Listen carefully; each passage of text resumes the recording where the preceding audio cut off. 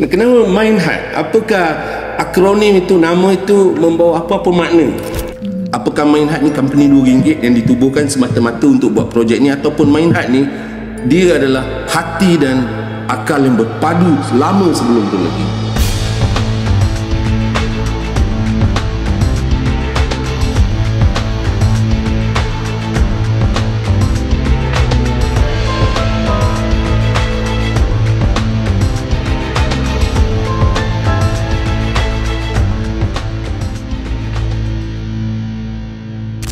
Assalamualaikum warahmatullahi wabarakatuh. Waalaikumsalam. Kita santai je hari ni, tak ada keberatan apa. Cuma kita telah bermimpi agak lama untuk membuat sesuatu yang meninggalkan kesan yang memberikan impak yang dalam pada manusia. Dan saya rasa sejak kita berkenalan dulu, beberapa tahun dulu kan, kita selalu bercerita sehinggalah hari ni kita berhimpun 3 orang. Jauh tu bukan di kaki, orang kata jauh tu di hati. So, walaupun kita jaraknya jauh, tapi hati kita dekat. Dan betul. Perancangan kita untuk membina narasi-narasi konten-konten yang memberi makna pada manusia, terutamanya di Malaysia ni, telah menjadi rintihan-rintihan kalbu kita setiap hari.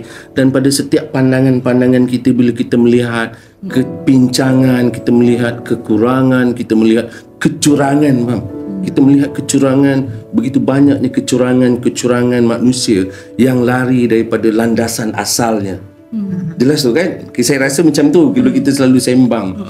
Apakah bentuk perjuangan yang Mindheart cuba bawa? Kenapa boleh timbul Mindheart Mastery Sdn Bhd? Kenapa tak set upkan Musang King Sdn Bhd? Contoh kan? Kenapa Mindheart? Apakah akronim itu, nama itu membawa apa-apa makna kepada BOD Mindheart lah. Ialah termasuk saya sendiri pun sebenarnya. Tapi yang come up with that name tu, saya rasa tiba-tiba Mindheart macam tu. Okay, saya mulakan perjalanan cerita saya begini. Ya. Ketika saya kanak-kanak, kemudian saya meningkat remaja, kemudian meningkat dewasa. Saya kira saya adalah seorang pemikir. Saya suka berfikir, suka bertanya, tapi dalam bahasa yang lebih negatif adalah tak puas hati je. Macam tu. So benda tak puas hati. Dalam keluarga saya tak puas hati. Pergi sekolah saya tak puas hati. Dekat universiti tak puas hati. Kepala masam macam tu. Lepas tu kalau kita masuk dalam satu entiti yang baru, orang akan mengenali saya sebagai seorang yang keras kepala. Dia je yang betul. Begitulah. Jadi alhamdulillah saya suka membaca, kerana banyak persoalan yang banyak tak puas hati tu kadang-kadang kita lontarkan kepada ibu bapa kita, kadang-kadang pada guru-guru. Pada ibu bapa tu okey, tapi bila lemparkan pada guru, saya seingat saya lah, memori saya yang ada, saya ni dikira sebagai seorang pelajar yang suka melahirkan kontroversi. Jadi soalan-soalan yang saya lontarkan tu guru tak suka nak menjawab. Jadi mereka nampak saya ni sebagai seorang yang rebellious. Nampaknya saya ni sebagai seorang yang kita panggil kalau dalam keluarga tu kita panggil apa?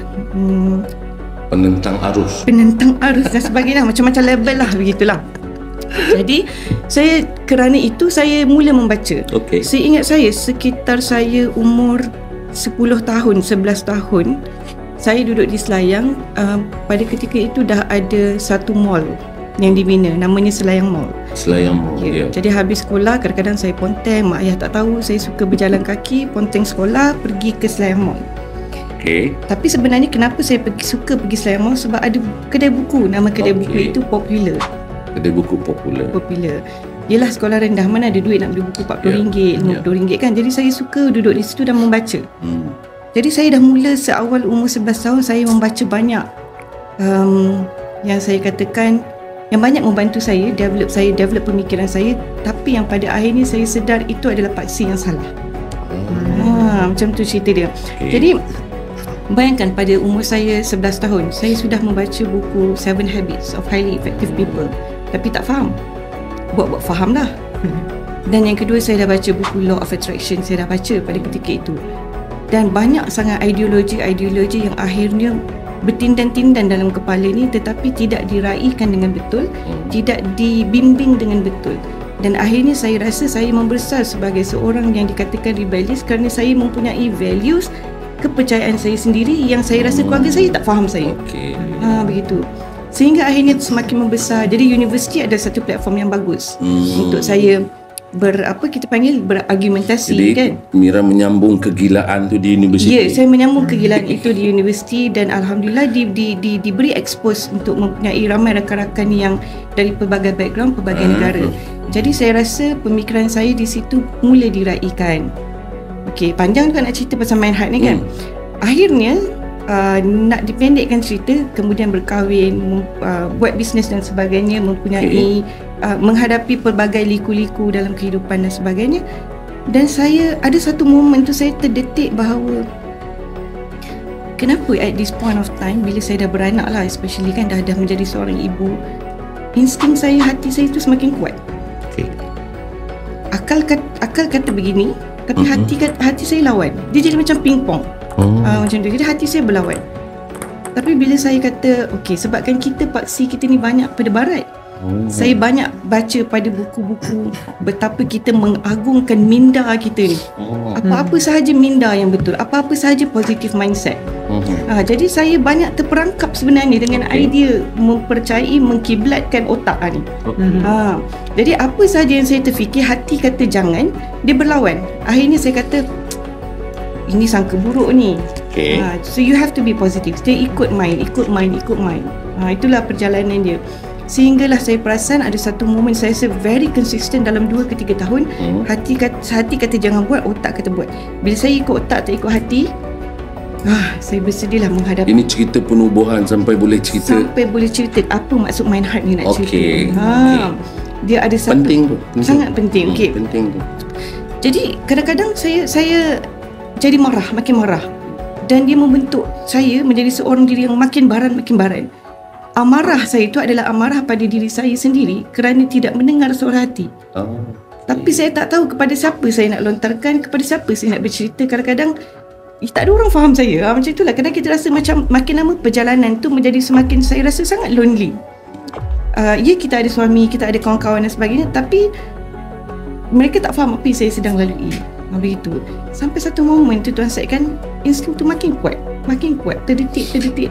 Dan setiap perkara kalau saya tak ikut apa insting, apa kata hati, akhirnya saya akan dapat dia punya reflect tu, dia punya kesan dia immediate, secepat itu. Contohlah paling mudah, hati dia kata jangan ikut jalan ni. Ini saya bagi simple scenario. Saya percaya bukan saya seorang dia hadapi perkara ni. Tak naklah ikut jalan ni, tapi kita tengok Waze. Jadi kita rely on Waze kerana Waze ni adalah satu intelek.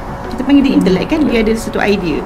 Jadi kita follow pada accuracy tu, kita panggil, kita percaya kepada teknologi, kita follow Waze, tapi hati tak sedap dengan ikut jalan ni. Tapi bila kita ikut juga, saya ikut juga Waze tu, itulah dia. Saya akan terperangkap dengan jam yang teruk. Contohnya yang mana pada ketika itu dalam Waze kata tak ada jalan clear. Macam tu.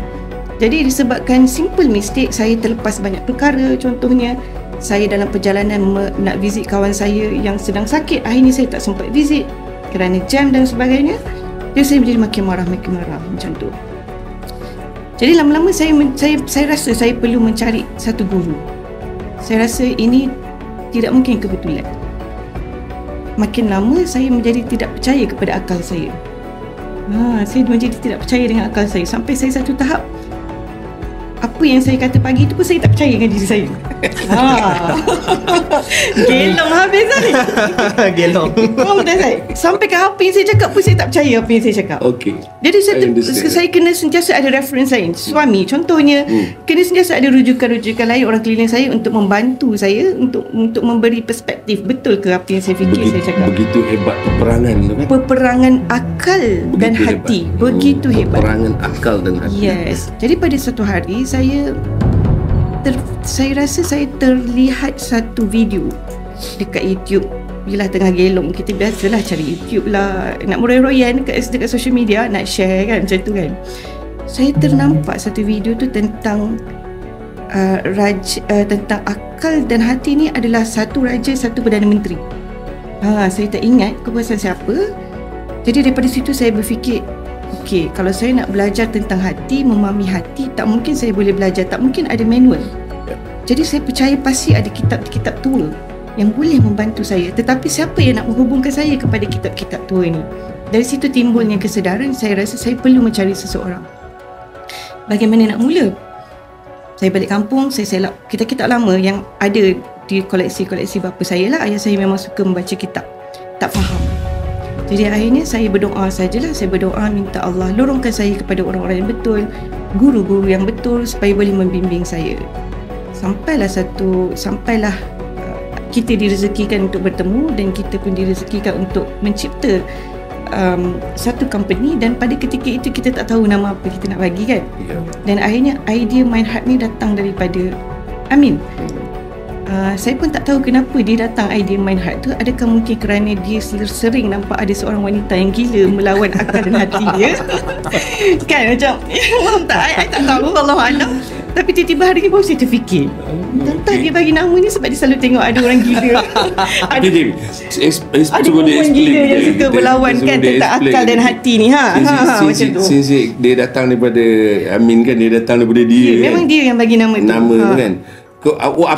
Apa yang trigger untuk keluarkan Mindheart? Apakah kerana pemerhatian yang Cik Amin selalu nampak Mira ni gelong mak kan, Mira ni dah sengit ke sewel ke apa, dia tak tahu kan sampai keluar Mindheart.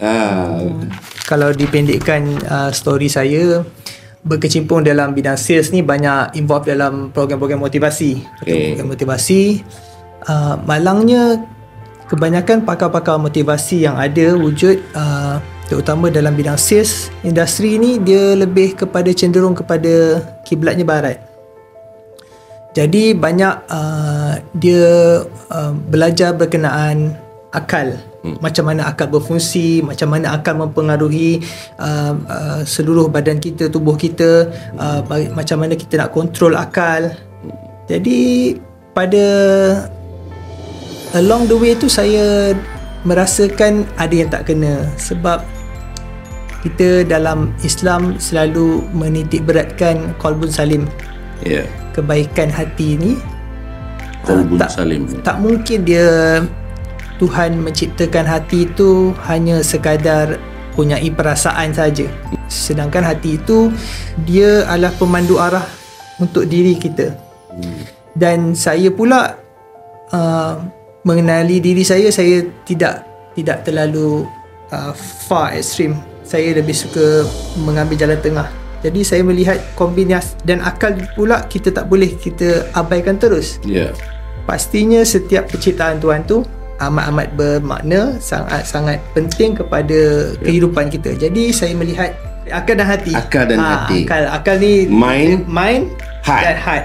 Bila dipadukan, dia akan membawa satu significant result kepada diri kita dan membawa kepada ke mana matlamat hala tuju yang Tuhan nak kita, yang Tuhan telah lorongkan kepada kita. Jadi di situ saya rasa macam siapa pun kita jumpa, siapa pun kita bercakap, kita perlu galakkan kombinasi akal dan hati itu perlu disatukan supaya kita boleh memilih jalan yang lurus yang Tuhan dah catat. Tuan saya tanya tu sebab yang come up dengan nama tu, I think apa from you that time I don't know is from him.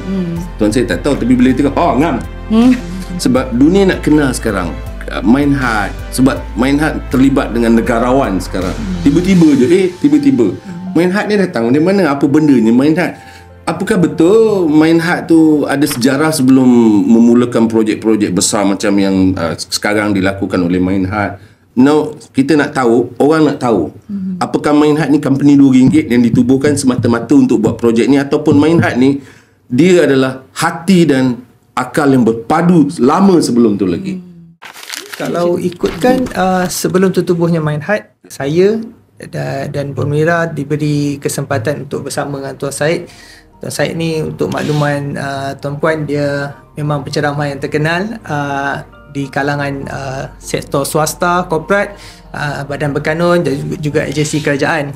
Jadi bila diberi peluang untuk bersama dengan Tuan Syed, jadi saya nampak ini adalah platform yang sangat baik untuk membentuk masyarakat kembali kepada jalan-jalan yang lurus, jalan-jalan benar. Sebab kita ni macam saya cakap tadi, bila training motivasi, training self development, selalunya dipesongkan oleh pakar-pakar motivasi tertentu ataupun buku-buku barat. Kecenderungan tu ilmu daripada barat. Jadi tidak ada orang yang mampu setakat sebelum itulah saya jalani, saya tak pernah lagi jumpa orang yang menyimpulkan apa ilmu barat itu berkenaan dengan self development yang boleh disatukan, dipadukan dengan kitabullah dan sunnah Rasulullah.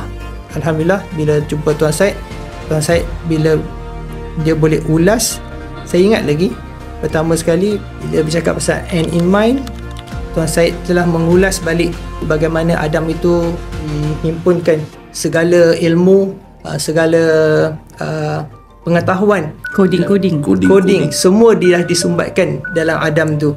Jadi bila saya reflect balik, dia kata kita ni ada sesuatu yang memang dah ada dalam diri kita, tapi kita kena polish.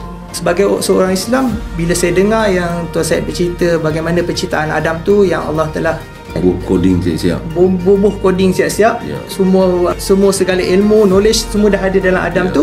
Dan segala ilmu tu bila Adam sampaikan, Adam first kali disclaimer, dia kata semua ilmu ni tidak ada pada dirinya melainkan dengan izin Allah. Jadi sebenarnya semua ilmu tu dah ada pada diri kita. Sebagai manusia, sebagai anak cucu Adam, itulah maksudnya yang barat gagal jelaskan kepada kita.